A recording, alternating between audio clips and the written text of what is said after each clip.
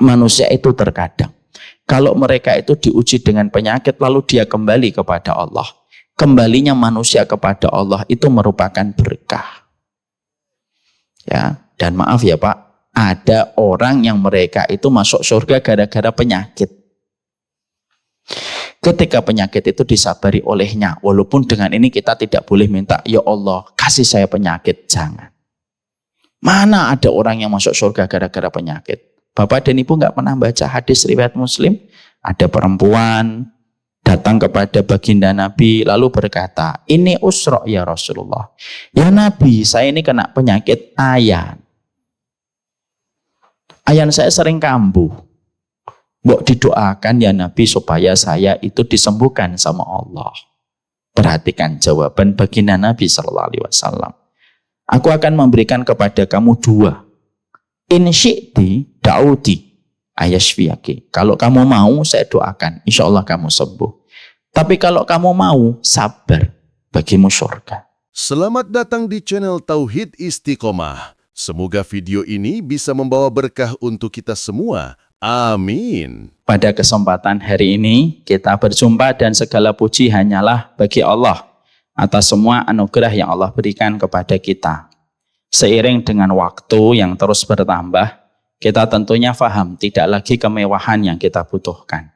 Seiring dengan waktu semakin kita paham, bukan lagi kepuasan yang kita kejar dan bukan lagi fasilitas yang kita ingin dapatkan. Tapi seiring dengan waktu itu sebenarnya simpel Pak. Kita itu semakin tua, pengennya cuma 3, kecukupan, ketenangan, dan kelapangan. Dan itu tidak bisa kita dapatkan kecuali adalah ketika kita senantiasa banyak bersyukur atas seluruh pemberian yang sudah Allah berikan kepada kita. Apa sih yang belum kita dapatkan Pak?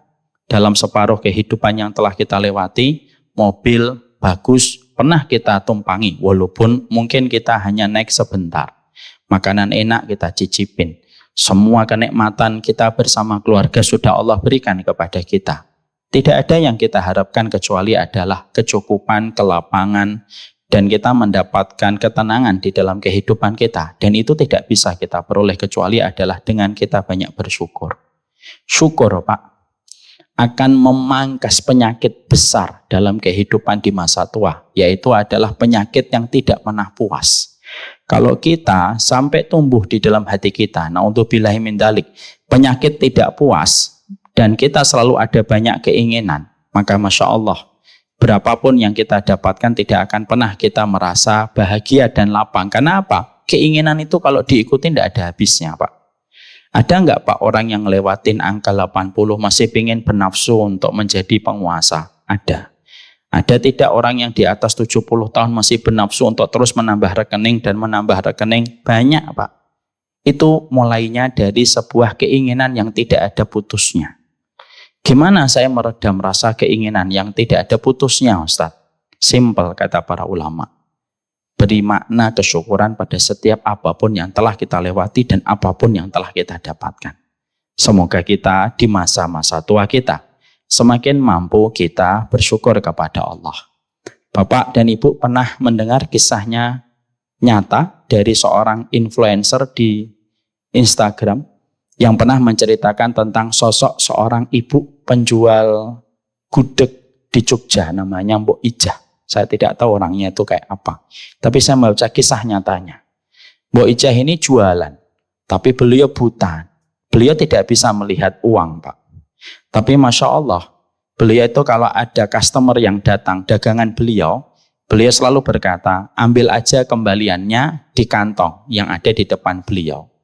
Ada yang ngambil kembalian, ada yang banyak tidak tega dan memberikan lebih kepada Mbok Ijah. Kalau sudah selesai dagang Pak, Masya Allah ya, saya kagum sekali dengan kisah ini. Mbok Ijah itu berkata, berapa uang yang kita dapat?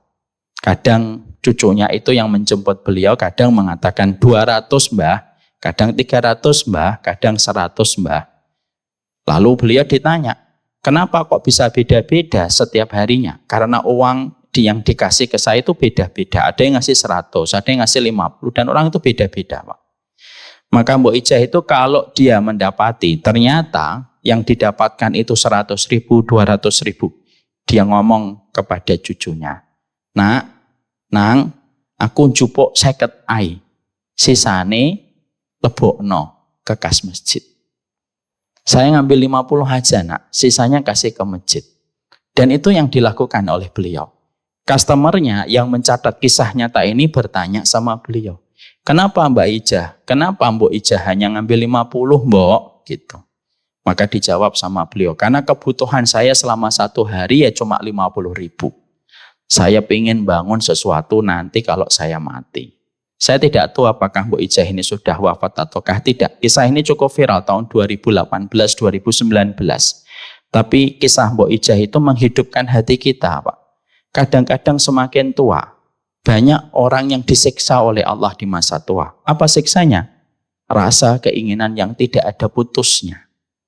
Itu siksa, Pak. Tapi banyak orang ketika di masa tua, Allah turunkan rahmat untuknya. Allah jadikan dia berkecukupan, Allah jadikan dia tidak lagi bernafsu, terlalu berlebihan dan terlalu besar. Dan itulah yang menjadi sumber ketenangan dan kelapangan dalam kehidupan kita. Mungkin Mbok Ijah tamatan SD. Mungkin Mbok Ijah itu bukan tamatan pondok pesantren. Tapi Mbok Ijah itu memberi pelajaran penting kepada kita. Allah itu kalau senang kepada manusia. Kata Allah lewat lisan Rasulullah, wa ruziqa kafafan. Kami akan berikan kepadanya rezeki itu kecukupan. Dan cukup itu melebihi apapun dari seluruh perniagaan dan profit yang dimiliki oleh miliarder di atas muka bumi ini. Kenapa yang korupsi itu orang kaya, Pak? Karena yang kaya belum tentu cukup. Kenapa banyak yang miskin tetapi bersahaja? Karena yang miskin belum tentu kurang. Ya. Karena sesungguhnya itu kecukupan itu hak prerogatifnya Allah, Pak. Dan hanya Allah berikan kepada hamba yang betul-betul mencari kecukupan itu. Mana Ustadz dalilnya kalau kecukupan itu hak prerogatifnya Allah Ustadz? Loh kita apa enggak baca surat At-Tolak ayat yang keempat? Wa may yatawakkal 'alallah fahuwa hasbuh. Allah itu kalau mendapati seorang manusia sudah nyandarno, nyalehno. Tahu nyalehno Pak? Yaitu bersandar dia sama Allah. Fahuwa hasbuh, maka ya Allah yang mencukupinya. Dan itulah harga mahal dari sebuah harga kecukupan, dan itu dimulai dari kita, Pak. Semoga dengan tumbuhnya uban, semoga dengan keriput yang datang, Allah semakin menjadikan kita hatinya berkecukupan dengan seluruh ikhtiar kesyukuran yang terus kita berikan. Semoga bapak-bapak dan ibu di sini selalu diberikan kecukupan. Amin. Saya kira materi ini cukup segini aja. Alhamdulillah, semoga Allah jadikan kita bersyukur. Kita pada kesempatan hari ini, saya juga menyampaikan maaf tadi kelihatannya banyak sekali yang tersesat di kantor kita yang pertama, Pak. Jadi rumah saya sekarang untuk saya tempatin sementara waktu, Pak. Ya maaf ya Samila, memang kantornya banyak, Pak. Jadi kayak, enggak, itu sombong-sombong dikit, Pak. Jadi memang ada kantor 1, ada kantor 2.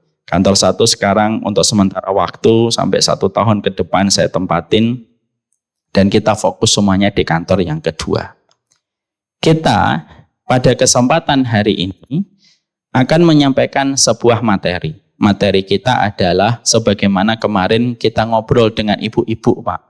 Karena kemarin kan panitianya ibu-ibu yang datang. Bapak kemarin datang ya? Enggak ya? Sebelumnya nggih. Nggih, bulan puasa beliau datang, Masya Allah.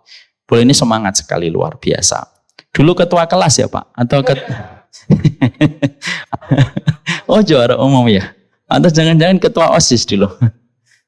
Istrinya juga satu angkatan SMA atau beda sekolah? Oh beda Pak, iya.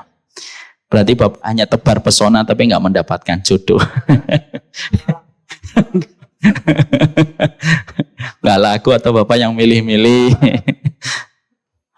Sekarang karena kemarin ada beberapa materi yang diajukan. Saya kemarin sempat mengajukan materi bagaimana menghabiskan sisa hidupmu. Tapi ada beberapa hal. Karena saya diberitahu oleh beberapa ibu-ibu bahwasanya ada di antara bapak dan ibu yang sedang ditakdirkan sakit. Ada pula yang kemarin wafat. Betul ya? Muslim yang wafat ya Pak? Allahumma firlahu warhamhu wa'afihi wa'afu anhu. Masya Allah ya Pak, itulah kehidupan. Yang sakit kadang-kadang hidupnya lebih panjang daripada yang sehat, dan yang sehat kadang-kadang hidupnya lebih pendek daripada yang sakit. Dan itulah yang namanya sakit, yang merupakan bagian dari proses kehidupan. Ya, tentunya saya menyampaikan tidak pernah lupa, Pak. Umur 40 itu lonceng yang pertama kematian sudah diperdengarkan. Kalau 50, lonceng kematian yang kedua sudah diperdengarkan. Maaf ya Pak, Bapak sudah 2 kali. Alhamdulillah saya masih 1, Pak. Tapi yang 1 belum tentu lebih panjang daripada yang 2, ya kan? Dan kalau sudah melewati 60 itu lonceng kematian yang ketiga.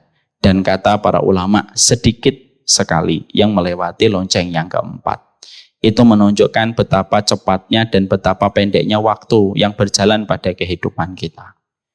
Sebelum saya sampaikan kajian, mungkin Bapak dan Ibu bertanya, kenapa sih Ustadz umur kita diberikan pendek? Ini jadi satu pertanyaan saya, Pak. Ketika saya mendapati ibu yang saya cintai meninggal dunia pada usia 69 tahun. Saya bertanya di dalam hati dan pikiran saya, kenapa sih umatnya Nabi Muhammad itu tidak sepanjang umur umatnya Nabi Nuh? Kan enak kalau panjang. Jadi kita puas sama bapak kita, puas sama ibu kita, puas sama keluarga kita. Pertanyaan simpel, sederhana dari seorang anak manusia ketika baru saja kehilangan orang yang beliau cintai. Saya cari-cari itu Pak di kitab Pak. Dan ternyata saya menemukan beberapa penjelasan para ulama. Para ulama lalu menerangkan untuk kita Pak. Kenapa umur kita diberikan oleh Allah pendek? Umur Nabi 63 tahun. Dan sedikit sekali yang melewati angka 70 tahun. Setidaknya ada beberapa alasan. Yang pertama, karena itu menunjukkan rahmatnya Allah kepada kita, Pak. Supaya pada kehidupan kita, kalau kita mendapatkan ujian, ujiannya itu tidak panjang. Sebagaimana ujian yang Allah berikan kepada umat sebelum Rasulullah. Makanya kita tidak bisa bayangkan kalau umur kita kayak umurnya Nabi Nuh 1650 tahun, Pak. Coba Bapak bisa bayangkan bagaimana sabarnya Nabi Nuh menghadapi istrinya yang tidak beriman. 1650 tahun, minimal 1000 tahun menghadapi istrinya, Pak. Makanya nanti kalau ada orang ngasih nasihat, bapak-bapak sabar ya sama istrinya. Mungkin bapak-bapak ngomong, ya Allah Ustadz, kurang sabarnya apa saya? 900 tahun saya nikah sama dia. Maka akhirnya kan jadi berat, Pak. Kalau ada ibu-ibu nangis gitu, insya-Allah suami saya itu Ustadz semakin tua semakin tidak romantis gitu. Sabar Bu, ya Allah 760 tahun saya nikah sama dia. Kan jadinya berat banget. Jadinya berat banget Bu. Makanya Bapak, Allah jadikan umur kita pendek. Itu bukan karena Allah tidak mampu memanjangkan umur kita. Enggak, Allah mampu, gampang kok memanjangkan umur kita itu gampang. Tapi karena Allah itu mencintai umur umatnya Nabi Muhammad, kita ini dicintai Allah karena ada Nabi Muhammadnya, Pak.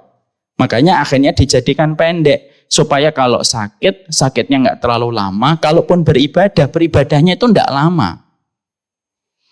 Tapi balasannya sama dengan umat sebelum Nabi Muhammad. Itu kan enak, Pak. Ada yang harus lari 1000 putaran untuk mendapatkan surga. Ada yang berlari cukup 6 kali putaran tapi sudah mendapatkan surga. Kan kita lebih memilih 6 putaran tapi mendapatkan hadiah dan piagam yang sama. Daripada harus lari 1000 putaran, 1000 tahun untuk mendapatkan piagam. Maka itulah yang menjadikan kita paham. Kenapa umur kita tidak dijadikan panjang oleh Allah? Karena Allah itu sayang kepada kita. Makanya Pak, kalau ada orang sakit misalkan, naudzubillahi min dzalik, nasallallahu alaihi wasallam, dia kena kanker. Coba kalau 1000 tahun Pak kita hidup, sakit berapa tahun Bu? 900 tahun Ustaz. Rasanya kan, ya Allah berat banget 900 tahun itu harus sakit. Makanya Allah jadikan pendek. Yang kedua, kenapa Allah jadikan umur kita itu pendek? Supaya cepat kita selesai dari segala urusan-urusan yang ada di dunia, supaya cepat lepas dari penjara dunia, Pak. Supaya kita menuju kepada lapangnya kehidupan barzah dan lapangnya kehidupan akhirat. Maka itulah yang menjadikan kita paham. Kenapa kita itu ditakdirkan oleh Allah berusia pendek. Tidak sebagaimana umur umat sebelum Nabi Muhammad yang mereka itu panjang-panjang. Sayangnya Allah kepada kita. Yang kedua, supaya kita cepat lepas dari penjara yang bernama dunia. Oh, dunia itu penjara kok pengennya lama. Orang itu biasanya kalau pulang itu kan biasanya senang, Pak. Coba Pak, ingat nggak waktu SD? Sekian puluh tahun yang lalu ketika Bapak SD, ya saya masih belum lahir gitu ya. Kalau kita SD itu kan kita punya kebiasaan yang sama, Pak. Kalau tiba-tiba kakak kelas kita sudah berbisik-bisik, hari ini pulang pagi karena ada rapat. Senang atau tidak senang? Senang, Pak. Loh, pulang kok itu tuh, pulang itu fitrahnya senang. Makanya kalau kita dipanggil oleh Allah pulang, ya senang mau pulang kok. Lah kapan kita biasanya pulang dari sekolah itu nggak senang? Ya kalau kita punya pacar di SD. Ya kan? Waduh, pulang pagi. Padahal belum cukup saya ngelihat dia hari ini. Itu biasanya akhirnya nggak senang pulang, Pak. Atau memang di rumahnya sering dimarahin. Akhirnya apa? Lebih betah di sekolah. Tapi kalau fitrahnya baik-baik aja, pulang itu senang, Pak. Harusnya kita juga menata. Kalau saya nggak senang pulang, berarti ada apa ini dengan saya? Jangan-jangan saya ini cinta sama dunia sampai saya benci pulang. Pulang itu fitrahnya senang, Pak. Dan mari kita menyambut pulang itu dengan rasa senang. Siapapun yang senang ketika wafat, karena dia tahu akan berjumpa dengan Allah. Kata Nabi, man ahabba liqa Allah, ahabba liqa'ah. Siapapun yang senang berjumpa dengan Allah ketika dia harus melewati kematian, Allah lebih senang untuk ketemu dengan dia. Tapi siapapun yang benci ketemu Allah, dia benci karena melihat kematian, Allah lebih benci berjumpa dengan dia. Mari kita menata bahwasanya mati itu adalah pulangnya kita kepada Allah. Sebagaimana waktu SD, rapat pagi itu membuat kita senang karena kita pulang lebih pagi. Jadi jangan sedih. Sekarang mari kita buka kajian kita pada kesempatan hari ini. Oh, belum ya? Dari tadi belum ya, Pak? Gitu. Ya. Tidak apa-apa. Saya kira udah mau selesai. Karena ngomong sama orang tua itu harus pelan-pelan, Pak. Kalau kata orang Jawa itu neriti-neriti gitu. Karena kalau saya nyampein cepat kayak mahasiswa, nanti Bapak malah trauma gitu. Makanya saya pelan-pelan. Saya usap-usap dulu, Pak. Nanti baru setelah itu saya jiwit-jiwit dikit. Kita pada kesempatan hari ini sebagaimana amanah yang disepakati dengan ibu-ibu yang kemarin datang pada kesempatan hari Ahad kalau tidak salah, kita akan membicarakan tentang sebuah tema, yaitu berkaitan tentang manajemen sakit. Karena pada dasarnya manajemen itu kalau dalam bahasa agama, manajemen itu fikih, Pak. Dan tentunya kita harus paham ya, segala sesuatu harus disikapi dengan ilmu. Karena sesungguhnya banyak perkara di dalam kehidupan ini, titik blind spotnya itu banyak, Pak. Dan kalau bukan dengan ilmu, tentunya kita akan sering jatuh, terperosok kepada titik blind spotnya kita, gara-gara kita tidak punya ilmu. Kita tentunya paham, kita kalau beli mobil bekas, tapi kita tidak ngerti ilmunya tentang mobil bekas, biasanya kita akan tertipu. Itulah akibat pahitnya kehidupan apabila kita tidak mempelajari ilmu yang bisa menghindarkan kita dari berbagai macam kerusakan yang kita temukan kalau kita tidak mempelajari ilmunya. Sekali lagi, ilmu itu memberikan pencerahan kepada setiap titik blind spot pada kehidupan kita. Saya tidak pernah bosan menyampaikan begini, Pak. Bapak tentunya pasti kenal dengan Mike Tyson. Mike Tyson ini kan juara kelas berat. Yang kita tahu dari Mike Tyson itu adalah Mike Tyson itu ada seorang pelatih yang setia membersamai seorang Mike Tyson. Saya masih ingat yaitu pelatihnya. Karena saya kan tahun 90-an ya baru senang-senangnya juga ngelihat tinju sama bapak saat itu.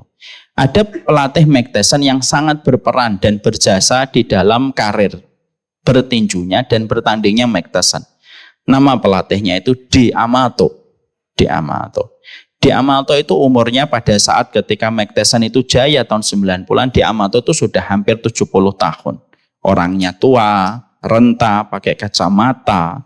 Tapi selalu dengan kehadiran D'Amato itu memberikan kemenangan demi kemenangan untuk Mike Tyson.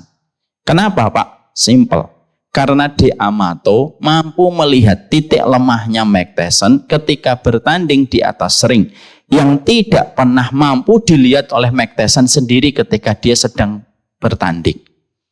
Kenapa seorang Mike Tyson, orang yang dinobatkan menjadi leher beton dan orang yang terkuat di atas muka bumi ini, dia membutuhkan De Amato? Simple Pak, karena De Amato mampu membaca titik buta dari kelemahan-kelemahan Mike Tyson ketika dia sedang bertanding supaya mampu untuk melewatkan kelemahan itu dan memunculkan kekuatan potensi yang dimiliki.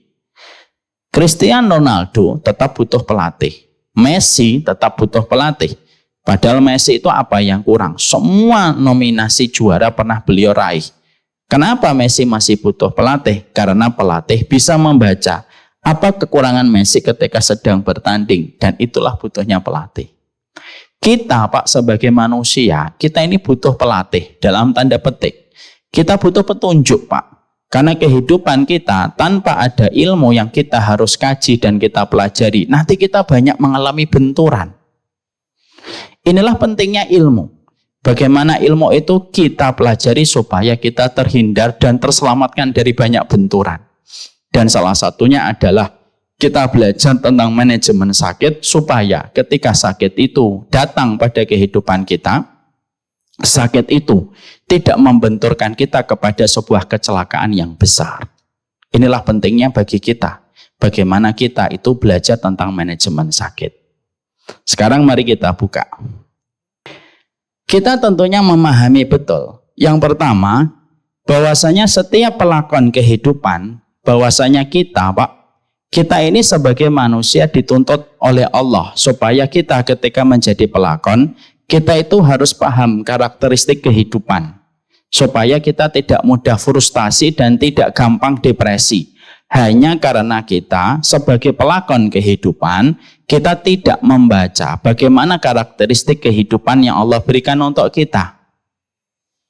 Kapan pemain sinetron itu mereka depresi? Kalau tidak membaca skrip Pak. Akhirnya setiap dia memerankan, disalahkan terus sama sutradaranya, dia tidak paham ritmenya ketika dia syuting dan akhirnya dia stres sendiri. Yang membuat stres dia, bukan timnya. Karena dia tidak mau membaca skrip dan tidak membaca tugas yang harusnya dia lakukan ketika dia memerankan satu peran di satu sinetron. Kita pun sama. Kita sebagai manusia itu harus paham bahwasanya kehidupan kita itu ada karakteristiknya, ada warnanya Pak.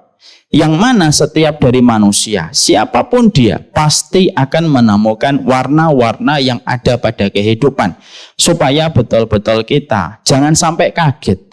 Kalau di antara kehidupan kita, tiba-tiba nanti kita dipertemukan dengan satu warna yang tidak pernah kita duga, tapi tanpa kita sadari, warna itu sudah ada dan sudah diterangkan Allah ketika menerangkan sifat kehidupan. Makanya kita mendapati Pak, para ulama itu mengatakan sifat kehidupan itu ada 8. Sifat kehidupan itu ada 8. Di mana para ulama itu mengatakan samaniyatun alal mar'i tajri daiman fala budda lil mar'i ayulakiya samaniya. Ada 8 warna yang selalu berputar pada kehidupan dan tidaklah kehidupan selalu berjumpa dengan 8 warna ini. Kamu presiden, kamu wakil presiden, kamu pebisnis, kamu pedagang, semuanya. Semua itu pasti mendapatkan 8 warna kehidupan yang pasti dia temukan. Bahkan kamu guru, tidak guru, ustadz, tidak ustadz, nabi, ataupun tidak nabi, pun pasti akan berjumpa dengan 8 warna kehidupan yang sejatinya pasti kita temukan selama kita masih menghirup nafas di panggung bernama dunia. 8 sifat itu apa? Supaya kita tidak kaget. 8 warna itu atau 8 karakteristik itu adalah 1. Kita akan menemukan yang namanya ijtima'un wa furqatun. Yang pertama dan yang kedua, kita pasti akan menemukan pertemuan dan perpisahan, Pak. Itulah warna kehidupan yang tidak bisa kita tepis, Pak. Kita secinta apapun sama siapapun, kita pasti berpisah, Pak. Karena kita sudah bertemu. Karena suratan dalam setiap pertemuan itu selalu melahirkan konsekuensi perpisahan. Kamu cinta sekali sama ibumu, kamu harus siap. pertemuan itu akan berjumpa dengan perpisahan. Hari ini kamu merasakan hangat tangan ibumu yang kamu peluk. Satu waktu kamu akan merasakan tangan itu menjadi kaku dan kamu harus menaburkan tanah di atas jasad ibumu. Karena kehidupan itu cuma dua. Kalau bukan kamu yang menaburkan tanah, kamu yang ditaburi tanah sama orang yang kamu cintai. Dan itu merupakan bagian dari warna yang tidak bisa kita nafikan dan tidak bisa kita dustakan. Inilah Pak, pertemuan dan perpisahan. Biasanya kalau bertemu, condongnya itu gembira. Tapi kalau pisah, itu rasanya begitu berat. Tapi itu merupakan konsekuensi dalam kehidupan. Istima'un wa furqatun.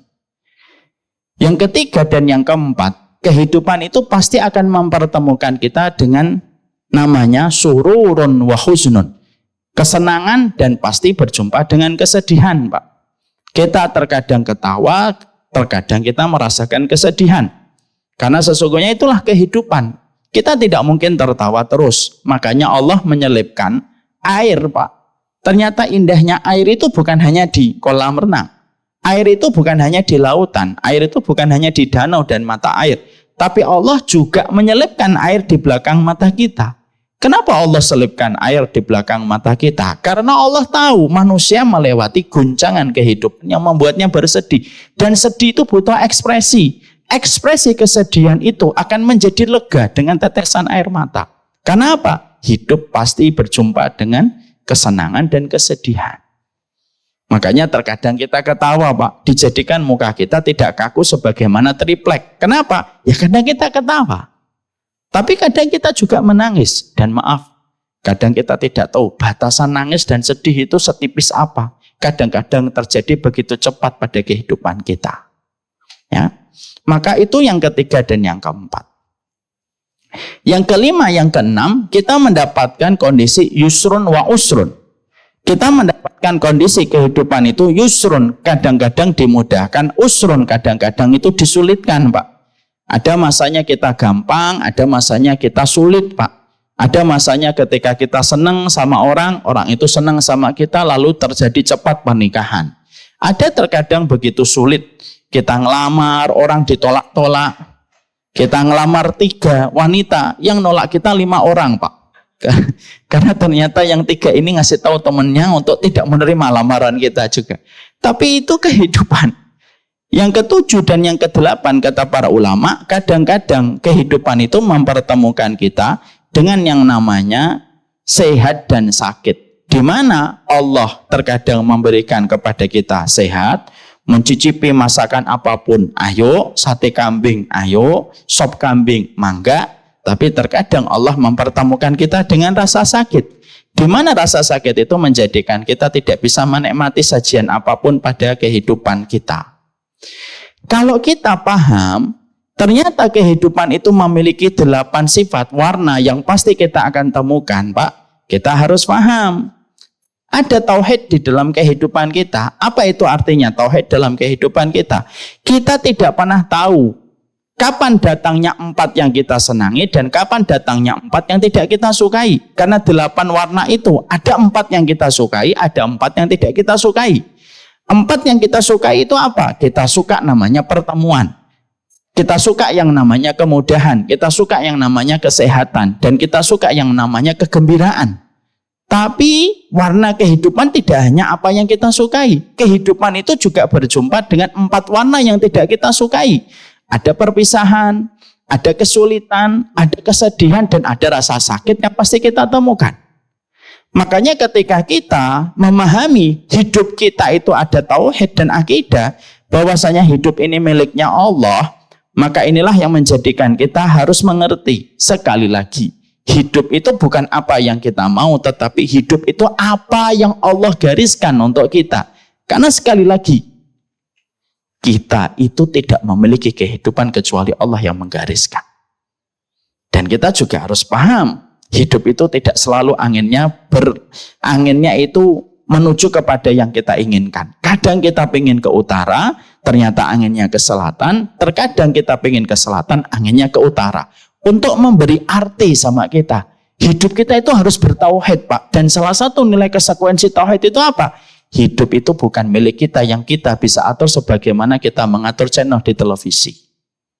Setelah kita memahami ini, maka disinilah kita akhirnya paham kehidupan itu ada sebuah kesenangan dan ada pula yang dinamakan dengan kesedihan. Mari kita buka surat Al-A'raf 168.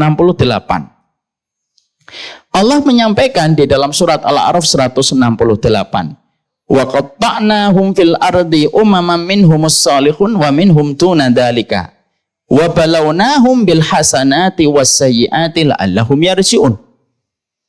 Ini ayat yang harus kita pegang, Pak, karena ayat ini pasti akan berjumpa dengan kita, entah besok, entah lusa, entah pekan depan. Allah menyampaikan, dan bagi kami ketika mereka di dunia, kami bagi manusia itu mereka menjadi dua kelompok. Ada di antara manusia itu ada yang mereka solih, ada yang tidak solih. Dan kami coba, yang solih dan tidak solih itu kami coba dengan nikmat-nikmat yang baik, dan ada yang pula kami coba dengan nikmat yang buruk. Kenapa dicoba dengan kenikmatan yang buruk? La'allahum yarji'un, supaya mereka kembali kepada Allah. Makanya akhirnya di situ kita menjumpai bahwasanya pada kehidupan ini selalu ada takdir-takdir yang tidak terduga. Di mana takdir yang tidak terduga itu terkadang membuat kita terhenyak, Pak. Kita kaget sekonyong-konyong ketika mendapatkan berita itu datang pada kehidupan manusia. Ada orang, perempuan merasa sehat-sehat saja. Tapi ketika dia bertahun-tahun menikah tidak bisa mengandung, datang ke dokter dan ternyata dokter mendiagnosa ibu tidak bisa punya keturunan. Ada yang kelihatannya baik-baik saja. Tiba-tiba dia ngedrop pada satu hari, dibawa ke dokter dan begitu kagetnya dia. Ternyata didiagnosa bahwasanya dia menderita autoimun. Ada orang tua yang sudah merasa hidupnya sehat, sering olahraga. Tapi ketika pusing, dia datang ke dokter dan didiagnosa oleh dokter, Bapak terkena diabetes. Ini memberi arti sama kita, bahwasanya dalam kehidupan ini, karena kita tahu ada tauhid dalam kehidupan kita, maka nilai tauhid dalam kehidupan kita, begitulah ketentuan Allah. Karena pada dasarnya Allah akan terus mempertemukan kita dengan perkara yang kita senangi, dan Allah pasti mempertemukan kita dengan perkara yang tidak kita senangi. Makanya maaf ya Pak, Bapak tahu bedanya balak dengan fitnah? Balak dengan fitnah itu beda, walaupun sama-sama itu ujian. Tapi kalau balak, sesuatu yang tidak kita sukai. Contohnya sakit, kematian, kerugian, itu namanya balak. Tapi ada yang namanya ujian yang tidak disebut dengan balak, namanya fitnah. Contohnya apa? Fitnah itu ujian yang datang dari Allah tetapi kita senangi. Namanya apa? Fitnah. Contoh, istri dan suami kita, fitnah, tapi kita sukai. Anak-anak kita, fitnah, tapi kita cintai. Makanya disitulah kita akhirnya paham. Kita pasti entah kapan berjumpa dan bertemu dengan balak. Dan inilah yang harus selalu kita sadari. Walaupun kita tidak boleh untuk meminta kepada Allah supaya kita dihapuskan balak, tapi yang kita minta adalah supaya ketika balak itu datang, kita tahu bagaimana menyikapi balak itu terjadi dalam kehidupan kita. Maka setelah ini ada sisi yang lain pula, bahwasanya manusia itu juga mendapatkan ujian dan fitnah dalam 4 perkara. Sejatinya ada 4 fitnah yang menerpa pada kehidupan manusia. Yang pertama, manusia itu nanti mendapatkan fitnah itu dari dirinya sendiri, Pak. Kadang-kadang dia sakit. Itu sebuah kepastian, Pak. Rasulullah itu kurang sehatnya apa dan pola hidupnya apa di dalam kehidupan beliau. Tapi beliau pun ketika di usia 60 tahun, ketika diracun oleh Zainab bintul Haris, ketika makan daging yang di dalamnya ada racun, itu berdampak kepada Nabi ketika beliau merasakan sakit. Ada manusia yang pasti dia mendapatkan fitnah pada dirinya sendiri. Ada yang kedua, Pak. Ada orang yang mendapatkan fitnah pada kehormatannya. Artinya bahwasanya kadang-kadang ada orang, Pak, ngelihat bapak benci, ngelihat ibu benci. Bahkan kadang-kadang tidak kenal saja, dari kejauhan mereka membenci bapak dan ibu, lalu menjatuhkan kehormatannya. Karena kita harus paham, tidak setiap orang yang berjumpa dengan kita, mengenal kita dari kejauhan, tidak semuanya itu memiliki hati yang ridho untuk kita. Tapi banyak di antara mereka manusia di sekitar kita kadang senyum di depan kita, tetapi hatinya sedang mengasah pisau untuk menusuk kita. Karena apa? Kehormatan kita itu selalu ada yang menjadi ujian, Pak, ketika kehormatan kita itu dijatuhkan. Ada yang ketiga, orang mendapatkan fitnah pada hartanya. Bahwasanya terkadang hartanya lancar, kadang-kadang hartanya disulitkan sama Allah, fluktuatif, kadang mengalami turbulence ketika akhirnya turun, pernah mengalami masa jaya, kemudian turun, pernah titik di bawah, lalu naik kembali. Maka sesungguhnya itu merupakan fitnah pada harta. Makanya Abu Bakar termasuk salah satu di antara manusia yang mendapatkan ujian pada harta. Karena harta beliau habis untuk membantu dakwahnya Nabi. Abu Bakar ketika meninggal dunia tidak meninggalkan warisan apapun untuk putra-putrinya. Termasuk Abdullah, termasuk Asma, termasuk Aisyah. Karena memang terkadang Allah itu jadikan fluktuatif dan mengalami turbulence dalam masalah harta. Dan yang keempat, kadang-kadang fitnah pada keluarga. Ada yang diuji dengan istri, ada yang diuji dengan anak. Ada yang diuji dengan bapak dan ibunya, suami istrinya baik tetapi diuji dengan anak, kadang diuji dengan menantu, kadang diuji dengan mertua. Dan itu merupakan fitnah yang sejatinya pasti akan berjumpa dengan seluruh manusia, siapapun diri kita. Maka pada dasarnya kita akan berjumpa dengan fitnah. Nah, setelah kita paham bahwasanya konsekuensi kita di dalam kehidupan kita, bahwasanya kita ini adalah pelakon dalam kehidupan, maka salah satu di antara hal yang kita harus sadari adalah semakin kita tua, kata para ulama, maka kecondongan dan persentase kita untuk sakit dengan ujian sakit itu semakin besar. Kadang-kadang kita dapati ada anak muda meninggal, dia tidak merasakan fitnah pada dirinya, mungkin tidak merasakan sakit. Tapi biasanya kalau Allah memberikan umur yang panjang kepada manusia, maka di antara konsekuensi umur yang panjang itu biasanya apa? Biasanya disertai dengan rasa sakit yang dia derita. Ketika itu merupakan fitrah. Dari naiknya manusia di usia 30 dan 40 merupakan masa kejayaan, 50 dan 60 itu mengalami penurunan. Dan penurunan itu biasanya diiringi dengan sebuah sakit yang Allah kirimkan untuk menjadi peringatan. Waktu perjumpaan pulang dengan Allah tinggal sebentar lagi. Ya, dan itu sebuah fitrah, Pak. Tidak bisa kita tolak. Ada salah laki-laki penduduk surga namanya Sa'ad bin Abi Waqqas. Beliau itu hidupnya sehat, Pak. Kalau makan, dia pastikan makanan itu bersih dan halal, baru beliau makan. Sa'ad bin Abi Waqqas itu kalau sudah berdoa, doanya tidak pernah ditolak sama Allah, Pak. Bapak bisa bayangkan. Kalau sudah berdoa sebelum tangannya turun, itu sudah diterima sama Allah, Pak. Tapi ketika beliau melewati usia 60 tahun, seorang Sa'ad bin Abi Waqqas pun diuji oleh Allah dengan sakit. Apa sakitnya? Dijadikan Sa'ad bin Abi Waqqas itu buta di masa tuanya. Makanya tidak salah kalau Nabi sampai mengajarkan doa khusus untuk berlindung dari keburukan di masa tua. Dengan mengatakan, Allahumma inni a'udzubika min su'il kibari. Ya Allah, aku berlindung dari keburukan di masa tua. Karena apa, Pak? Sya'am abba, mau ndak mau, terima ndak terima, suka ndak suka. Masa tua yang kamu minta supaya dipanjangkan umur, biasanya disertai dengan konsekuensi sakit dan penurunan fisik yang pasti kamu akan rasakan.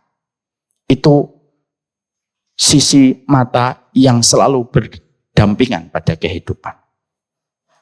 Makanya inilah yang menjadikan kita, setelah kita memahami bahwasanya ternyata kehidupan itu akan berjumpa dengan fase, dengan episode yang kita sukai dan tidak kita sukai. Ada 4 fitnah yang pasti kita akan temukan. Ada fitnah pada diri, ada fitnah pada kehormatan, ada fitnah pada harta dan keluarga. Sekarang yang kita harus sikapi itu adalah mengimun pikiran kita. Bagaimana nanti kalau tiba-tiba Allah menakdirkan kepada siapapun di antara kita, walaupun kita tidak pernah bosan untuk meminta sehat kepada Allah, yang kita minta itu gimana ya caranya supaya ketika takdir saya mempertemukan saya dengan sakit, dan sakit itu adalah dengan sakit yang sudah tidak lagi muda usia saya, caranya untuk memanage rasa sakit itu gimana? Karena apa? Karena menjaga pola pikir itu terkadang bisa menjadi sebagian dari obat yang kita perlukan untuk mengobati rasa sakit yang datang pada kehidupan kita. Dan maaf ya Pak, sekali lagi, semakin tua, prosentase kemungkinan untuk sakit semakin besar. Nabi Ayub diuji sakit sama Allah bukan ketika usia 30, 40. Enggak. Nabi Ayub itu diuji oleh Allah sakit usia berapa? 70 tahun. Supaya kita semakin menghadirkan rasa. Kehidupan kita tidak akan pernah lepas dari rasa sakit yang pasti kita temukan. Walaupun ikhtiar tetap terus kita kerjakan. Sekarang setelah kita memahami manajemen sakit ini, apa yang harus kita lakukan kalau memang kita akan merasakan sakit? Dan sebelum saya sampaikan ini, saya sampaikan laqad khalaqnal insana fi kabad. Sesungguhnya kami menciptakan manusia karena memang manusia itu nanti bersusah payah supaya mereka nanti mendapatkan sebuah kenikmatan di surga. Sekarang bagaimana manajemen sakit kita di dalam kehidupan ini? Setidaknya ada 8 poin yang ingin saya sarikan dan ingin saya sampaikan untuk menjadi nasihat kita bersama. Bagaimana yang pertama? Yang pertama, kita harus paham. Yang pertama, ketika seseorang Allah takdirkan mereka untuk merasakan sakit pada sesuatu yang tidak pernah mereka bayangkan dan tidak pernah mereka harapkan. Yang pertama adalah jangan berprasangka yang buruk bahwasanya sakit itu adalah azab. Karena terkadang sakit itu juga bisa memiliki arti berkah. Masyarakat Indonesia itu Pak, sukanya begini Pak dan Ibu. Kalau ada orang sakit itu langsung pikirannya apa? Oh, kamu dibenci sama Allah. Kamu dapat azab. Makanya maaf ya Pak. Makanya maaf sekali. Banyak orang kalau dia sakit-sakitan, komentar temennya itu ndak enak. Kemarin tipes. Sebelumnya DB. Sekarang autoimun. Dosamu itu apa sih? Sakitmu terus-terusan. Padahal yang kita harus miliki yang pertama yang cukup penting itu apa? Kita harus paham. Ketika seseorang itu dalam kondisi mereka itu diberikan sakit oleh Allah. Sakit oleh Allah itu bukan berarti itu azab. Maaf ya Pak, kadang-kadang sakit itu berkah Pak. Kenapa sakit itu bisa dikatakan berkah? Karena berapa banyak orang yang sakit justru itu menjadi titik tolak dia untuk balik kepada Allah dan bertobat. Di mana justru ketika sehat dia tidak pernah balik sama Allah. Bapak dan Ibu tahu artinya berkah? Kita ini sering sekali ngomong berkah gitu. Tapi kadang-kadang tidak paham artinya berkah. Saya tuh pernah ngobrol sama satpam di sini. Saya tanya gaji berapa Pak?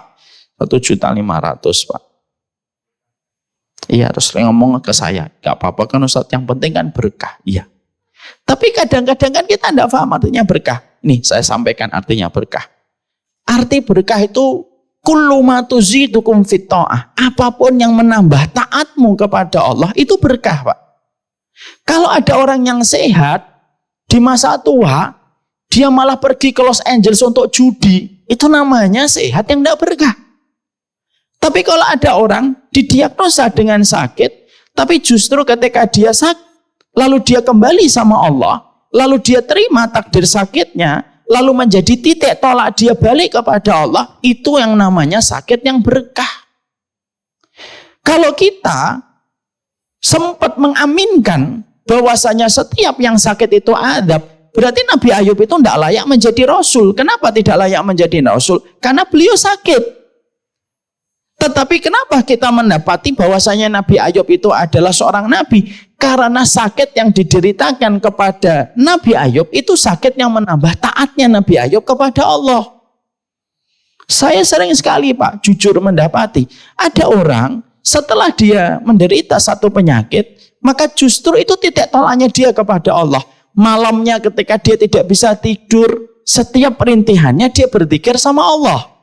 Setiap rasa sakit yang dia terima, maka dia beristighfar kepada Allah. Di mana kadang-kadang orang ketika mereka diberikan oleh Allah ke lapangan, justru dia tidak berzikir kepada Allah. Kenapa?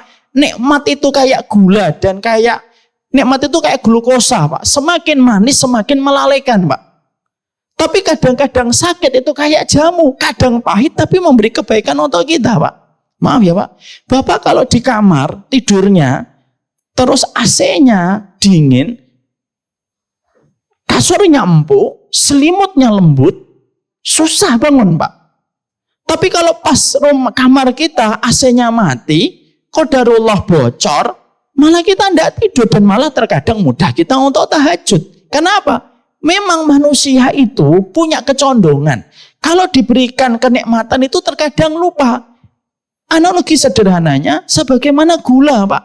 Gula itu dicicipin manis terus tanpa dia sadari ngerusak bagaimana peredaran darahnya.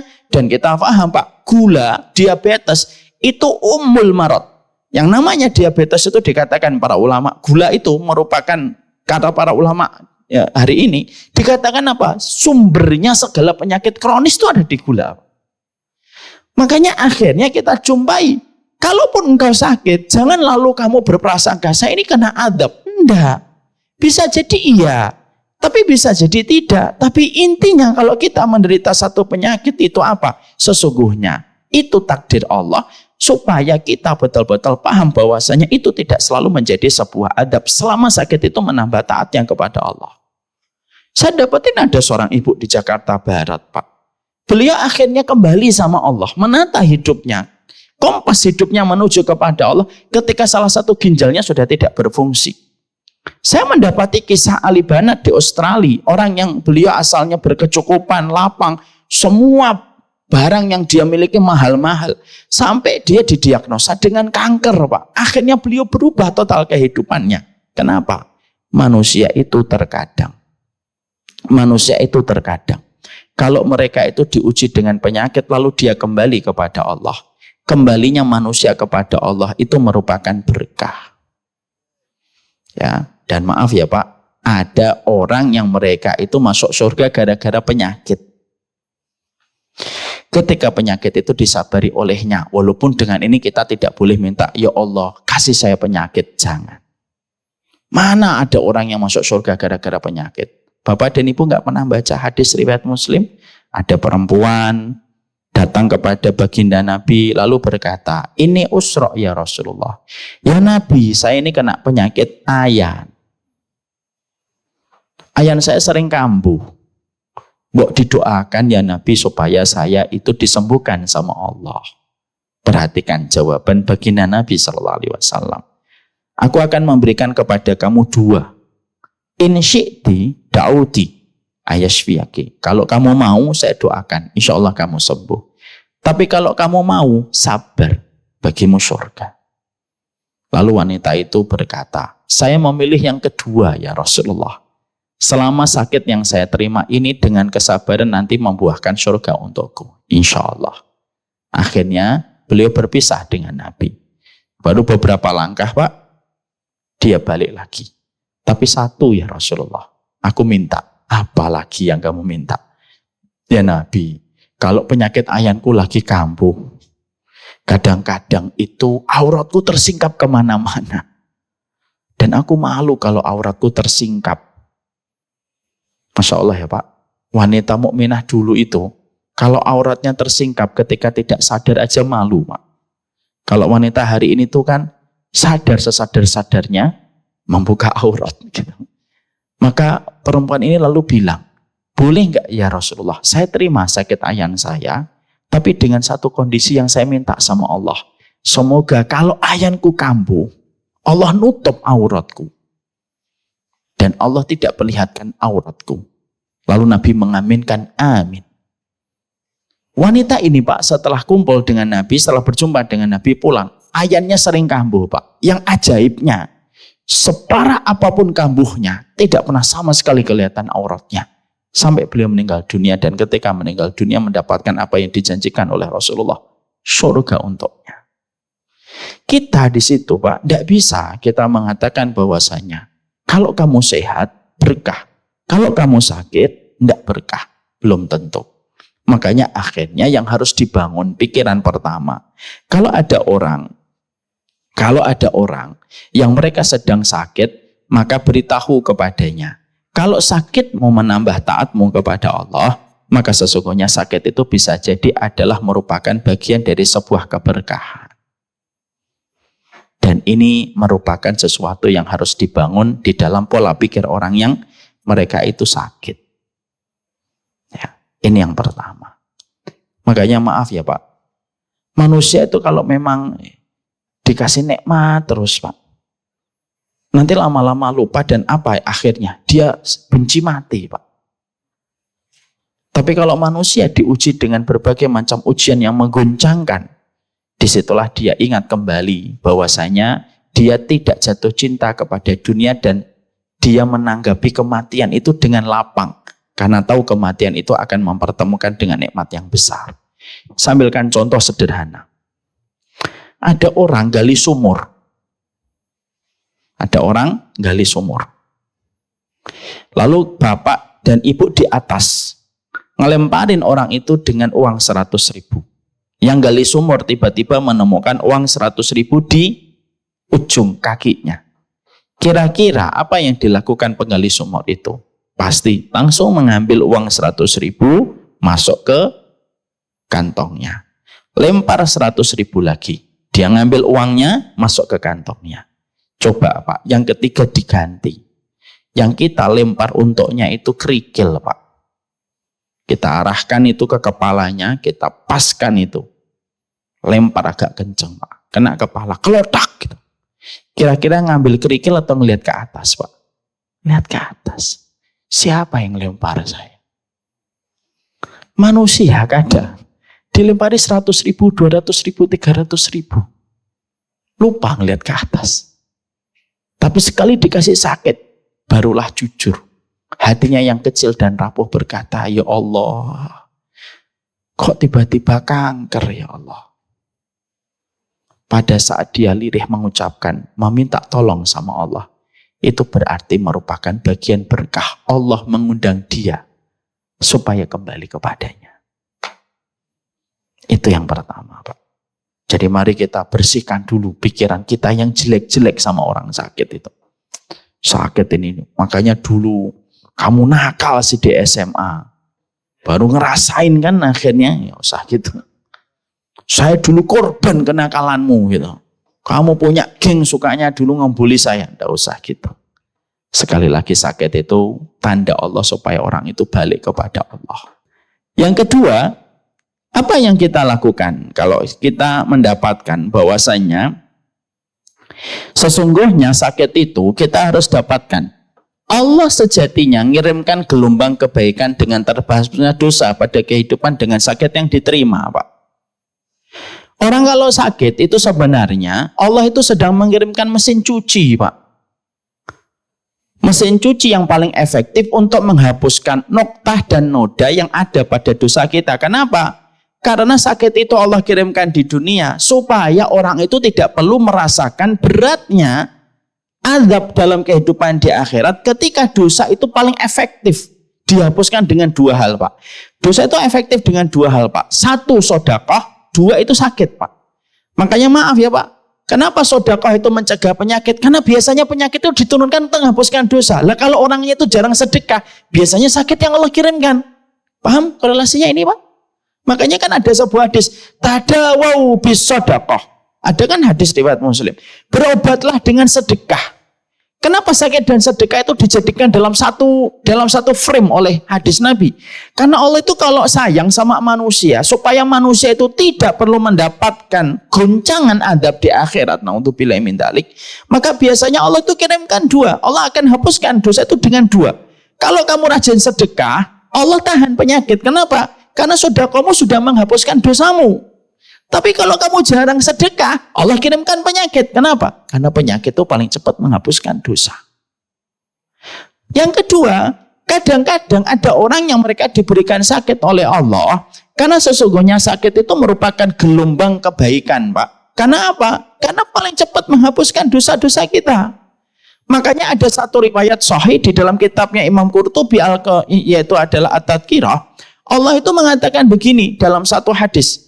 Kalau aku dapati manusia yang aku inginkan manusia itu mendapatkan kenikmatan di akhirat, lalu aku melihat manusia yang aku inginkan kebaikan itu masih memiliki dosa, aku kirimkan dia penyakit itu dirasakan sementara saja di usia sisa hidupnya, Tapi ketika meninggal dunia, sebagian besar dosanya sudah terhapus dengan penyakit yang dia derita ketika dia ridho.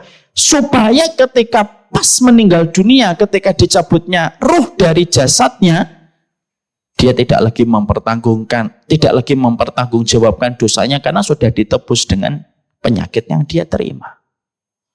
Makanya yang menarik itu adalah kalau kita menjumpai, yaitu kisah seorang sahabat namanya Ubay bin Ka'ab. Ubay bin Ka'ab itu salah satu sahabat yang unik, Pak. Beliau pernah mendengar Nabi itu ngomong begini, la tasubul humma fa innal humma yukaffiru sayyi'at. Jangan cela penyakit demam. Demam itu menggugurkan dosa. Datang beliau sama Nabi. Ya Rasulullah, memang benar penyakit demam itu menggugurkan dosa. Nabi mengatakan, al-humma yukaffiru sayyi'at. Demam itu menggugurkan dosa. Bapak tahu nggak? Ubay bin Ka'ab pulang. Dia berdoa, ya Allah, kalau memang penyakit demam menggugurkan dosa, aku ridho. Dikasih demam ya Allah.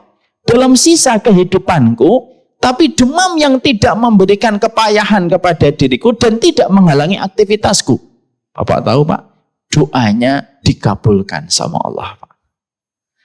Satu-satunya sahabat yang selalu demam setiap sore habis maghrib. Dan demamnya cuma 1 malam Pak. Nanti kalau pagi demamnya turun Pak. Beliau beraktivitas. Nanti kalau pulang ke rumah habis maghrib demam lagi beliau.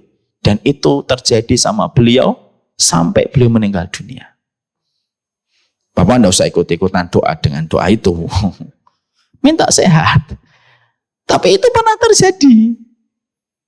Jadi akhirnya di situ kita menjumpai dan kita mendapatkan kenapa seorang Ubay bin Ka'ab beliau meminta kepada Allah supaya beliau diberikan oleh Allah demam. Karena beliau tahu bahwasanya penyakit itu merupakan surat cinta dari Allah untuk menggugurkan dosa. Makanya maaf ya Pak, kadang-kadang masyarakat kita, saya tambahi lagi, masyarakat kita tuh suka berkata begini, enak ya dia matinya nggak usah sakit, ya cegukan 3 kali meninggal gitu. Enak dia sakit batuk kering gitu, wafat, nggak kayak sono 4 tahun nggak mati-mati. Jangan gitu Pak. Imam Qurtubi melurusin pikiran kita. Bisa jadi orang yang sakit itu lebih mulia di sisi Allah. Kenapa? Karena dia menggugurkan dosanya selama 4 tahun. Dan bisa jadi yang ceguan tadi 3 kali belum sempat tergugurkan dosanya. Karena masyarakat kita kan suka mengambil kesimpulan kadang-kadang nggak pakai dalil. Wah, enak banget gitu. Senyum meninggal. Itu film, Pak. Itu sinetron. Makanya akhirnya kita kembalikan kepada track keilmuan. Bisa jadi ada orang yang meninggal muda, bisa jadi dia memang mendapatkan kebaikan di sisi Allah, kita juga nggak tahu. Tapi jangan sampai kita underestimatekan orang yang sakit lama. Nih contoh nih, udah 4 tahun nggak meninggal, kencing di kasur, di kasur. Tanpa kita sadari dia sedang menuju kepada kebaikan besar di sisi Allah ketika dia terima itu dengan ridho. Makanya maaf ya Pak, saya tanya sama Bapak dan Ibu. Berobat itu wajib atau mubah? A. Wajib, B. Mubah, C. Mana saya tahu Ustaz? Mana? Siapa yang memilih A Pak? Yang milih A wajib? Nggak ada. Yang milih B mubah? 3. Yang milih C Pak? Sebagian besar nggak jawab. Ini benar, dulu lulusan SMA 31.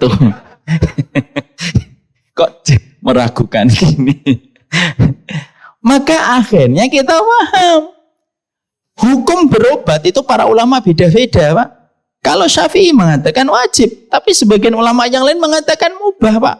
Jadi kalau ada orang, lalu dia berkata ketika diajak ke dokter, ayo ke dokter. Enggak apa-apa Mas, biar aja saya sakit, saya nikmati supaya untuk mengganti dosa-dosa saya. Orang itu enggak salah di sebagian mata para ulama. Bapak enggak usah dalil nanti. Qul huwallahu ahad. Dalilnya enggak nyambung. Tapi tidak bisa kita paksakan hukum yang memang terjadi perbedaan para ulama. Ada orang yang mereka itu memang menikmati sakit, Pak. Loh, Ubay bin Ka'ab itu nikmatin sakit. Masya Allah. Jadi beliau minta demam. Ya. Jadi akhirnya menjadikan kita mengerti dan kita memahami betul bahwasanya ini yang kita harus mengerti. Bahwasanya yang kedua, Allah itu mengirimkan kepada manusia itu ketika sakit itu apa? Satu persatu dosa dan kemaksiatanmu dihapuskan oleh Allah. Makanya tadi, Pak, kenapa kok sakit identik dengan tua? Karena Allah ingin sebelum dia pulang bersih dengan rasa sakit itu. Walaupun maaf, mengembalikan tubuh kita dalam kondisi baik dan tidak sakit itu jauh lebih baik. Kalau memang kita bisa berikhtiar untuk pola hidup sehat. Itu yang kita harus mengerti juga. Yang kedua semacam itu. Tapi sekali lagi, meminta sakit itu haram kepada Allah. Kalau kita memang imannya di bawah di bawahnya para sahabat. Ubay bin Ka'ab yang tadi saya sampaikan. Karena nilai keimanan tinggi yang dimiliki oleh beliau. Ya, itu yang kedua. Yang ketiga, Pak, mari kita bedah. Yang ketiga, membayangkan betapa nikmatnya kelak di akhirat. Saya kan sudah sering menyampaikan kepada seluruh jamaah dan seluruh para penuntut ilmu. Manusia nanti, Bapak dan Ibu, ketika nanti di surga dibagi menjadi dua kelompok besar dan dua golongan besar. Ada yang namanya ahlul afiyah, ada yang namanya ahlul musibah. Sekali lagi, Pak, dalam riwayat Ibnu Majah, manusia nanti ketika di akhirat itu dibagi menjadi dua kelompok besar. Ada ahlul afiyah, ada ahlul musibah. Ahlul afiyah itu siapa, Ustadz? Yang jarang kena ujian dan tidak menderita banyak penyakit ketika di dunia. Itu namanya ahlul afiyah. Dari kata afiyah. Ada yang kedua yang disebut dengan ahlul musibah. Ahlul musibah itu siapa? Orang yang menderita penyakit. Walaupun dia sudah berikhtiar untuk sehat, tapi Allah menakdirkan beliau bertemu dengan penyakit. Ujiannya banyak. Musibahnya bertubi-tubi ujian yang dirasakan. Maka akhirnya ketika mereka semuanya sudah dikumpulkan oleh Allah di padang mahsyar, Allah bagi dua. Ahlul afiyah sini, ahlul musibah sini. Allah mengelompokkan manusia menjadi dua. Lalu Allah berfirman, Pak, kepada para malaikat. Para malaikatku, ini ahlul afiyah, ini ahlul musibah, yang dulunya sering sakit, banyak ujiannya bertubi-tubi, ini ahlul musibah. Lalu malaikat itu mendapatkan perintah langsung dari Allah. Hitung dan hisablah ahlul musibah ini dosa-dosanya, lalu dikurangi dengan musibahnya, lalu laporkan kepadaku setelah ini. Para malaikat menghisab satu persatu. Para malaikat setelah selesai lapor langsung kepada Allah. Para malaikat berkata, "Fama baqiya minal dzunubi illa qalila." Tidak ada yang tersisa dari dosa-dosa mereka, ya Allah, kecuali sedikit saja. Lalu Allah tanya, kemana sebagian besar dosa mereka? Sudah terhapuskan dengan sakit yang mereka terima dan musibah yang mereka jumpai. Allah lalu berfirman, "Utuhum salasan." Kasih mereka 3 untuk menggantikan rasa sakit yang aku timpakan untuk mereka ketika di dunia. 3 yang aku. Yang pertama, khairan. Yang kedua, afiat. Yang ketiga, mangzilah. Saya ulang lagi kembali. Ada 3 yang aku timpakan yang aku balas untuk mereka. Khairan, afiat, dan mangzilah. Khairan itu artinya apa? Berikan kepada mereka surga. Untuk mengganti setiap ujian yang aku timpakan untuk mereka ketika di dunia. Mereka mendapatkan surga. Yang kedua, afiat. Kasih mereka afiat. Apa itu artinya afiat? Kekuatan, Pak. Karena orang kalau sedang sakit itu kan diambil sebagian besar kekuatannya, Pak. Kayak saya pernah melihat ada satu tayangan di Instagram. Ada seorang anak muda, karena gara-gara tertusuk dengan sebuah bekas bambu gitu, di pantai, yang asalnya luka kecil langsung akhirnya jadi borok di sebagian tubuhnya, Pak. Akhirnya tergeletak di atas tempat tidurnya, Pak. Kita itu tidak pernah tahu apa saja yang bisa menjadi sumber bala untuk kita itu kita tidak tahu, Pak. Hidup kita dengan penyakit itu setipis kain sutra, Pak. Kadang kita tidur ada nyamuk nemplok dikit jadi demam berdarah. Karena batasan kita dengan bala penyakit itu tipis sekali.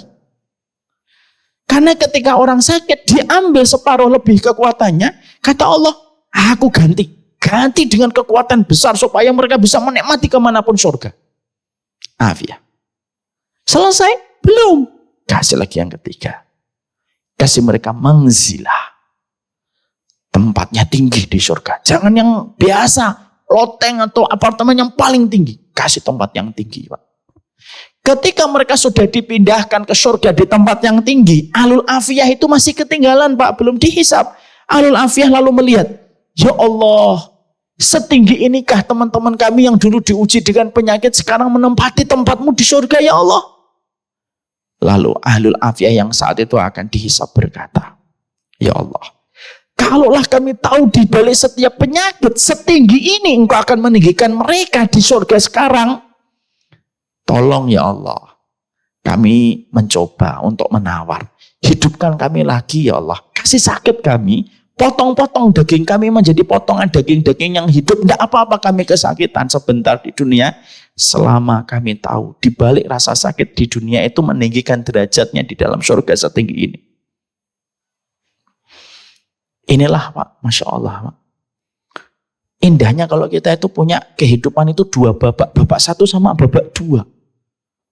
Sakit, masih ada harapan babak kedua Pak. Saya tidak bayangkan kalau ada orang kok PKI menganggap bahwasanya kehidupan itu hanya satu babak. Kalau dia sakit, apa enggak babak belur dia? Tidak dapat lagi balasan nanti di kehidupan berikutnya kalau orang itu PKI, komunis. Makanya saya kalau boleh nyampaikan Pak, saya punya saudara keluarga besar, agak jauh. Dulunya ikut PKI Pak. Tapi akhirnya tobat. Dan ketika tobat itu luar biasa, keluar dari penjara tobat. Saya itu pernah diajak bapak saya ketemu sama beliau. Saya tanya, kenapa Mbah dulu PKI gitu? Iya Nang, dulu ketika Mbah itu di penjara, dipukulin, ditendang. Yang keluar dari bibirnya Mbah itu satu, Allah. Terus Mbah itu ketika di penjara itu mikir, lah kalau saya dipukuli, ditendang, terus saya cuma menganggap hidup cuma di dunia tok, lah apa enggak babak belur bonyoknya Mbah ini. Akhirnya Mbah tahu yang benar itu bukan PKI, tapi ajarannya Kanjeng Nabi. Hidup itu dua kali. Ketika Mbah akhirnya sadar hidup itu dua kali, Mbah tenang. Kenapa? Rasa sakit itu Mbah harapkan jadi kebaikan Mbah nanti di akhirat. Makanya Pak, hari ini tuh kalau masih ada orang, anak muda terutama Pak, anak muda itu sekarang lagi bangga-bangganya ngomong apa? Agnostik. Saya agnostik.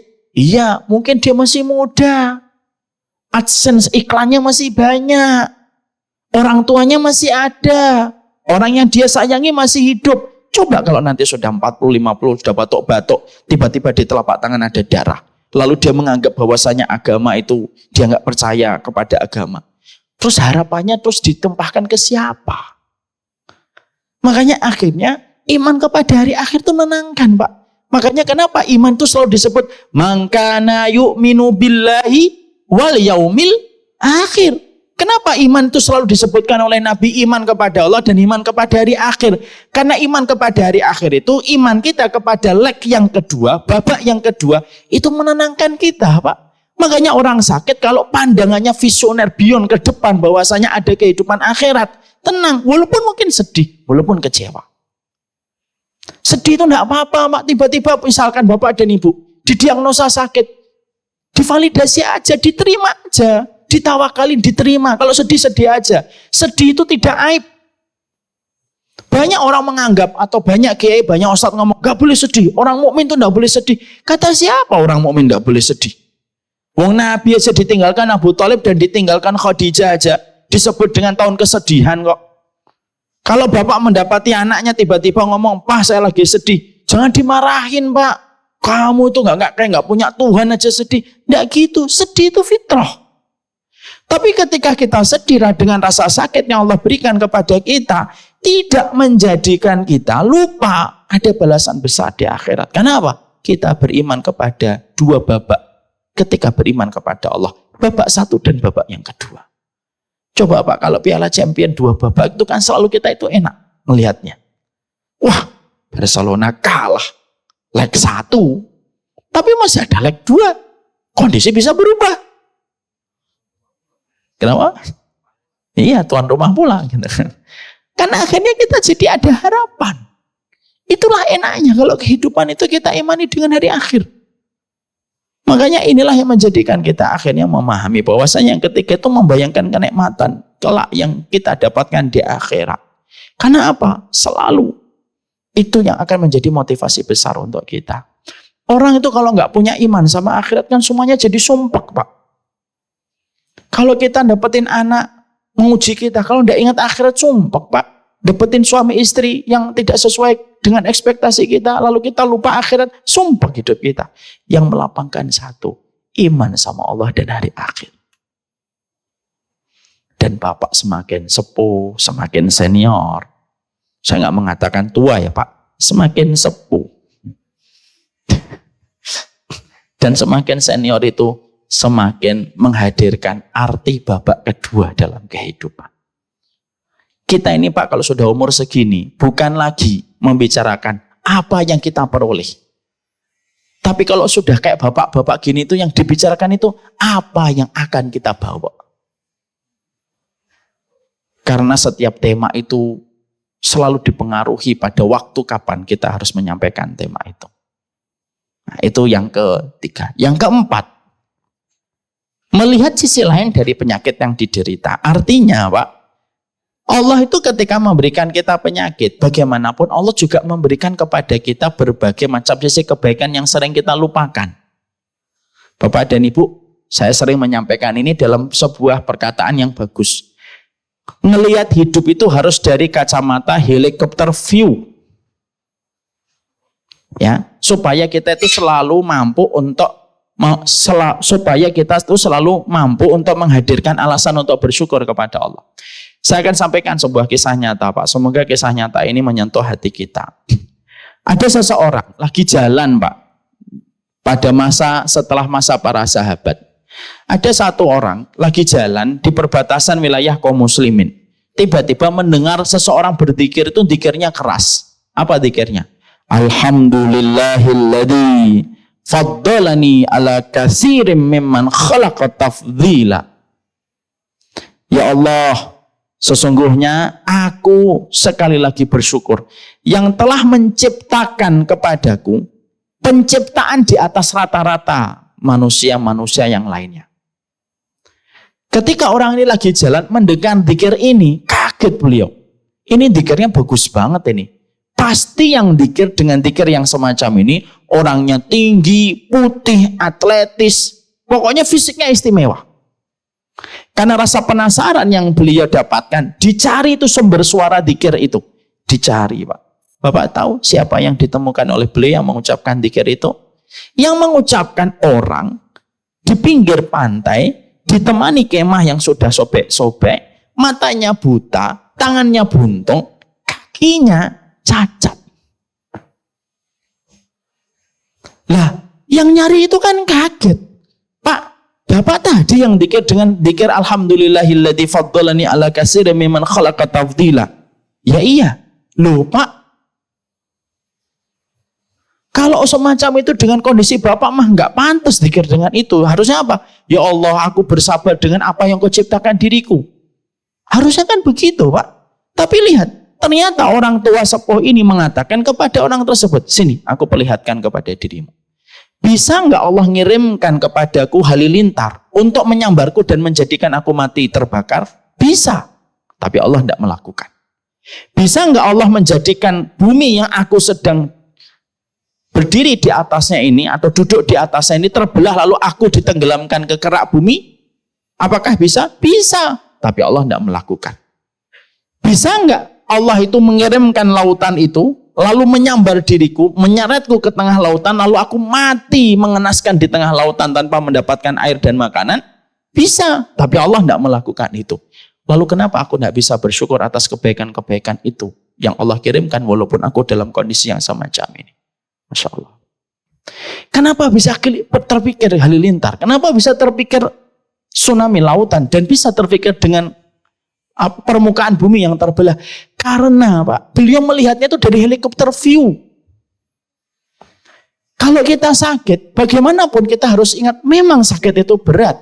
Tapi bagaimanapun bukankah kita juga melihat ada banyak kenikmatan yang Allah berikan untuk kita? Makanya maaf ya Pak, setelah itu orang tersebut, orang itu namanya siapa Pak? Abu Kilabah, yang disebut dengan Ayubnya umat Rasulullah, namanya Abu Kilabah.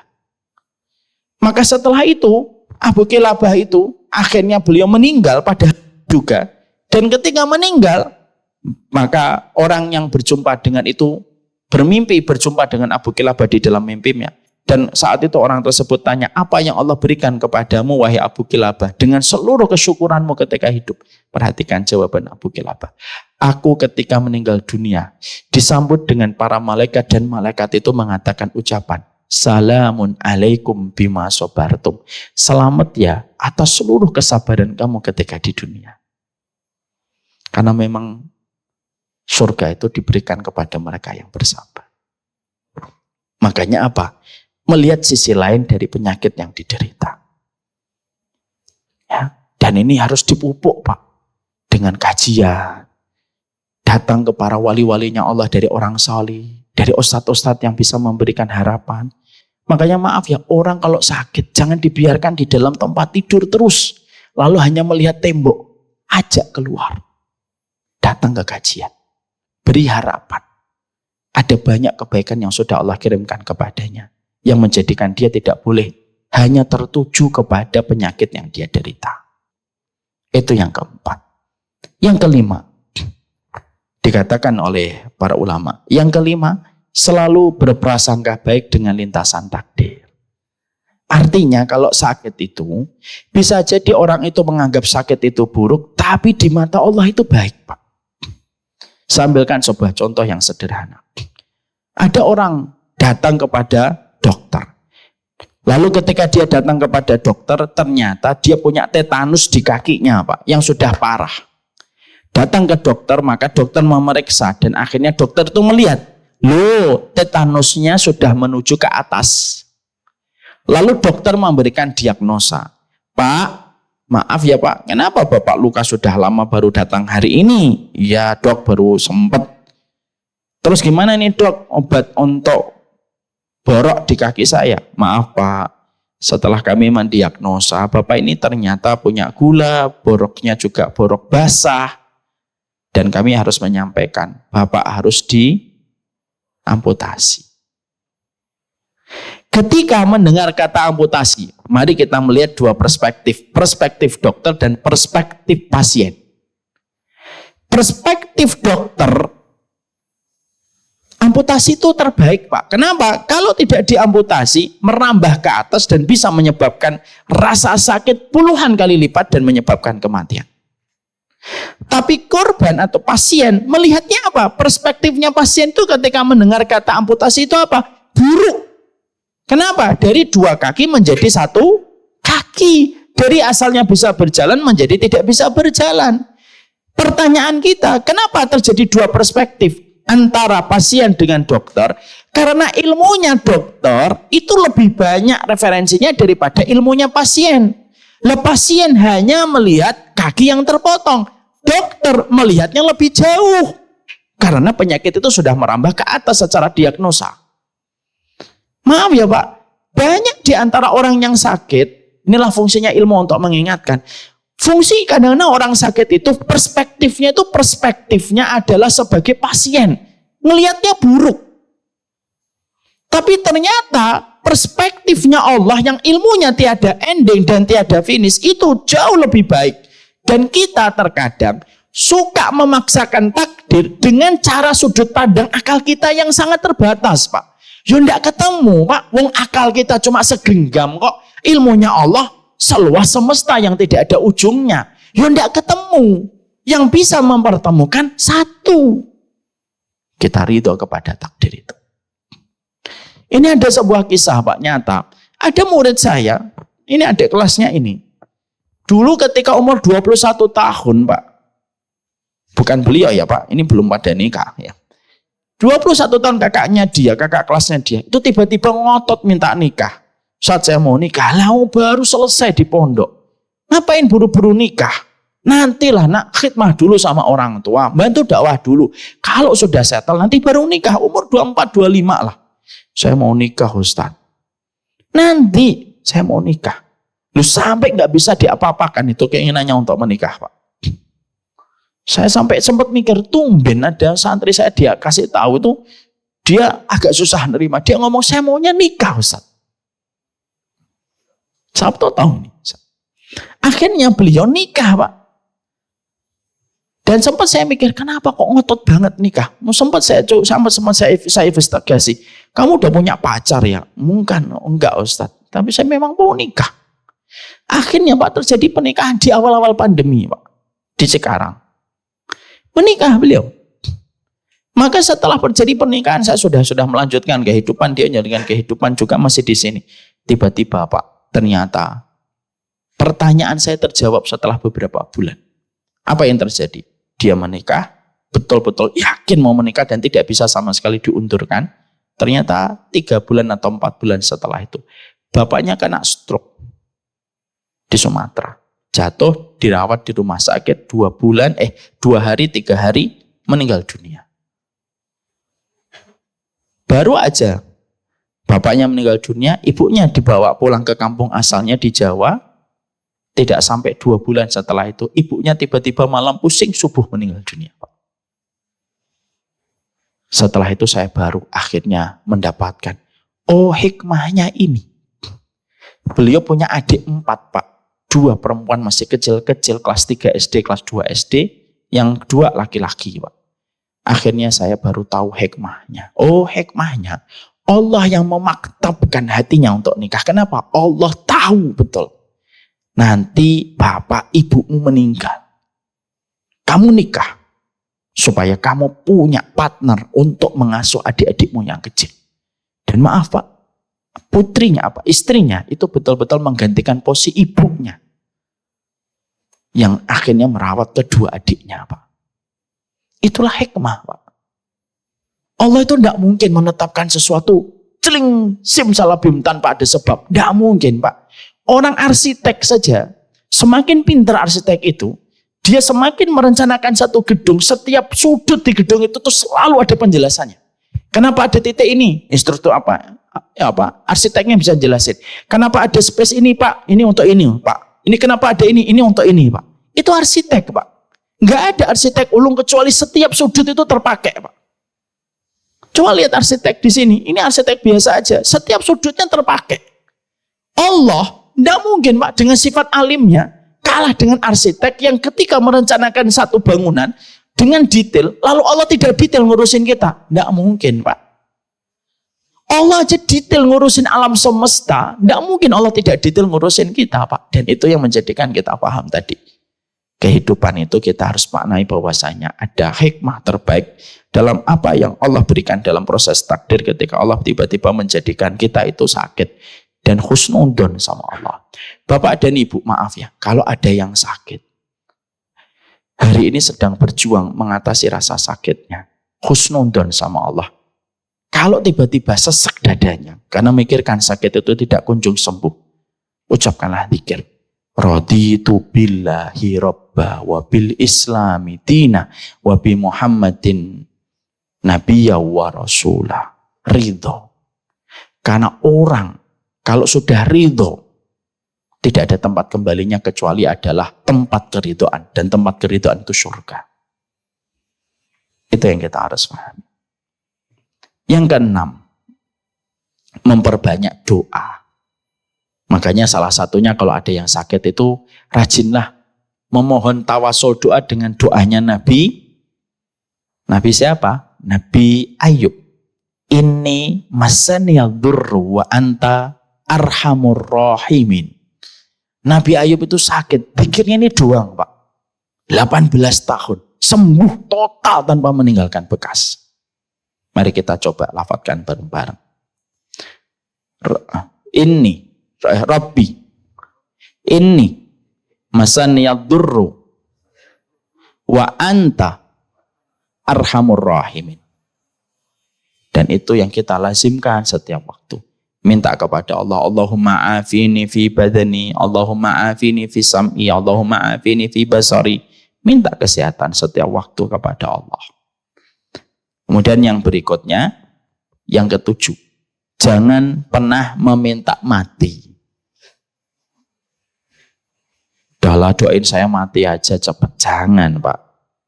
Makanya Rasulullah mengatakan, idza kana labudda minhu fa'ilan. Kalau memang terpaksa karena rasa sakit yang kamu terima itu berat, mintalah doanya itu begini. Allahumma in kanal hayatu khairun li fahayyini wa in kanal wafatu khairun li tawaffani.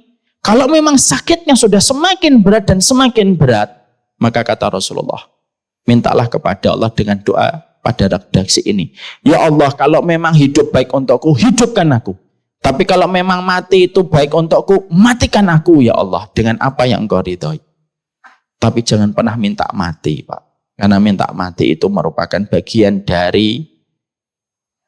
dari putus rahmatnya Allah. Tapi kalau memang terpaksa, ucapkanlah doa tadi. Saya pernah, maaf ya, ini agak sedikit sentimental. Ketika bapak kami dalam kondisi masuk ICU, terus keluar, masuk lagi ICU, keluar lagi, dan harus masuk kembali ke ICU, saya menolak pada saat itu.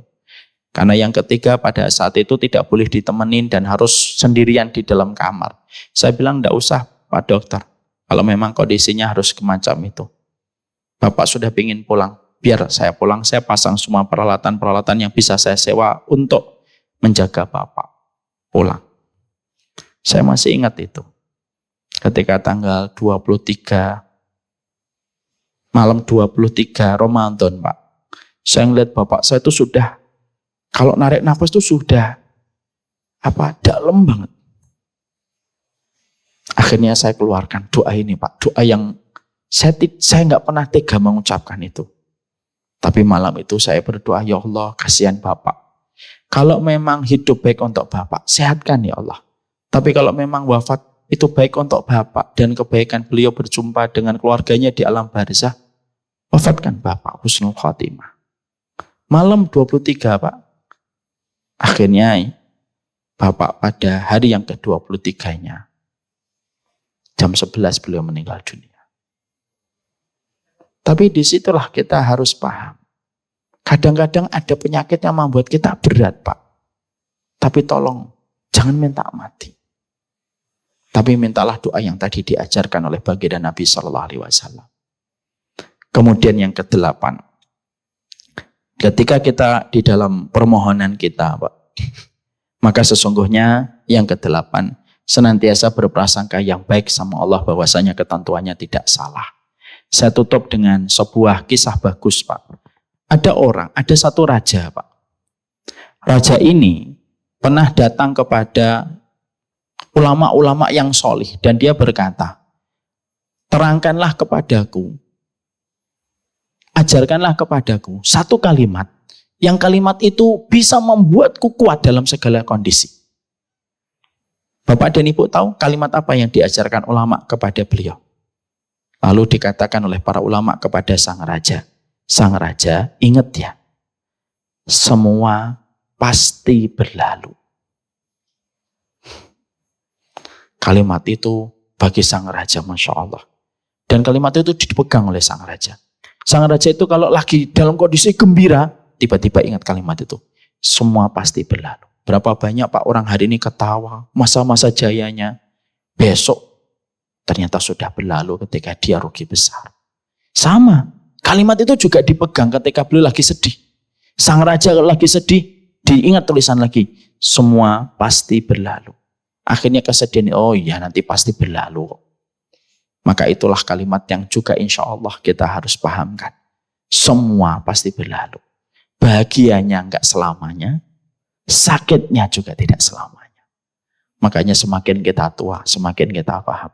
Semua pasti berlalu. Bapak pernah merasakan ujian Eptanas yang susah banget, sudah berlalu. Bapak pernah merasakan masa-masa sulit, semuanya sudah berlalu. Makanya tolong diingat, closing statement dari seorang ulama. Ingatlah kepada dirimu, semua pasti berlalu. Wassallallahu ala nabiyina Muhammad.